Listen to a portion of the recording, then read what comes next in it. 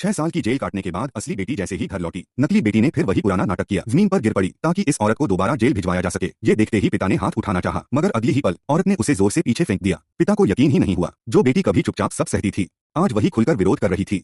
अगले ही पल औरत ने नकली बेटी के गालों पर जोरदार 2 थप्पड़ जड़ दिए, मानो जेल में बिताए 6 सालों का दर्द एक ही पल में निकाल रही हो। आज के बाद अगर तुमने उसके लिए मुझ पर हाथ उठाया तो हर थप्पड़ का जवाब मैं उसकी शक्ल पर दोगुना दूंगी। 6 सालों में उसका बदला हुआ रूप देखकर सब हैरान रह गए। वो पूरी तरह बदल चुकी थी, लेकिन तभी उसका मंगेतर नकली बेटी के पक्ष में खड़ा हो गया और बोला, गलत तरीके से बदली गई थी तो क्या हुआ, ये सब उसी की किस्मत है। मेरी पत्नी बनने लायक सिर्फ वही है जो सभ्य और कोमल हो। पर औरत को इससे कोई फर्क नहीं पड़ा, क्योंकि वो इस घर में किसी से प्यार पाने नहीं बल्कि अपना हक वापस लेने आई थी। नकली बेटी का जन्मदिन पूरी तरह बर्बाद कर वो बिना पीछे देखे चली गई। पहला बदला पूरा हो चुका था, अब अगली चाल की तैयारी थी। कुछ ही समय बाद नकली बेटी चाय लेकर माफी मांगने आई, लेकिन औरत उसकी चाल समझ चुकी थी। उसने जानबूझकर चाय पी और जमीन पर बेहोश होने का नाटक किया। नकली बेटी को लगा उसकी साजिश कामयाब हो गई। वो तुरंत लोगों को बुलाने ही वाली थी कि अचानक औरत ने आंखें खोल दी। एक ही बार में नकली बेटी को बेहोश कर दिया और उसे बालकनी के पास बांध दिया। माता पिता दौड़ते हुए आए और उसे छोड़ने का हुक्म दिया, मगर वो दोनों भी आसानी से फेंक दिए गए। गुस्से में माता पिता ने शब्दों से अपमान करना शुरू किया। औरत ने हाथ छोड़ते हुए कहा, नीचे स्विमिंग पूल है, उसे तैरना आता है। मैं तो बस मजाक कर रही थी, मैंने तो आपके कहने पर हाथ छोड़ा है। गिरी वो खुद। माता पिता गुस्से से भर गए, लेकिन अपनी लाडली के लिए भागते हुए नीचे चले गए। इसके बाद नकली बेटी ने हार नहीं मानी। उसने नौकरों को खरीदकर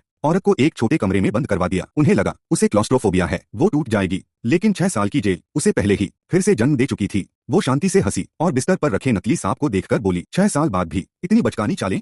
उसने मोबाइल से घर का सिस्टम हैक किया और दादी की छोड़ी हुई घर की उत्तराधिकारी की निशानी ले ली। फिर नकली बेटी के नए जन्मदिन समारोह में बिजली कटवा दी और वही नकली सांप उसी पर फेंक दिया। अपने पार्टनर को मैसेज भेजा, आओ तमाशा देखने, आज पूरा शहर गवाह बनेगा। लाइटें जलते ही हॉल में अफरातफरी मच चुकी थी। औरत भीड़ के पीछे खड़ी मुस्कुरा रही थी, लेकिन तभी नकली बेटी घुटनों पर गिर पड़ी। रोते हुए बोली, भले ही वो मुझसे नफरत करती हो, लेकिन माता पिता की इज्जत तो न उछाले। मेहमान भी औरत पर उंगली उठाने लगे। तभी उसने दादी की छोड़ी हुई उत्तराधिकारी की निशानी निकाली। इस घर की असली वारिस मैं हूं। सच्चाई साबित करने के लिए उसने उंगली काटकर खून उस पर टपकाया। निशानी चमक उठी, बाकी किसी का खून उसमें नहीं समाया। फिर उसने कहा, जो मिंगजू, तुम हिम्मत है तो खून टपकाकर दिखाओ। ओह हाँ, तुम तो इस घर की नहीं हो, तुम्हारा खून कभी स्वीकार ही नहीं होगा। भीड़ का रुख पलट गया, सब माता पिता को दोष देने लगे। तभी माँ बोली, निशानी लौटा दो, हम सब भूल जाएंगे। औरत हंस पड़ी, अब भी तुम्हें नहीं समझ आया ताकत किसके हाथ में है। वो आगे बढ़ी और तंज कसते हुए बोली, 3 महीने की चालाकी सीखकर तुम समझती हो आसमान पलट दोगी। आओ, कौन उसे हाथ लगाएगा, मैं हूँ।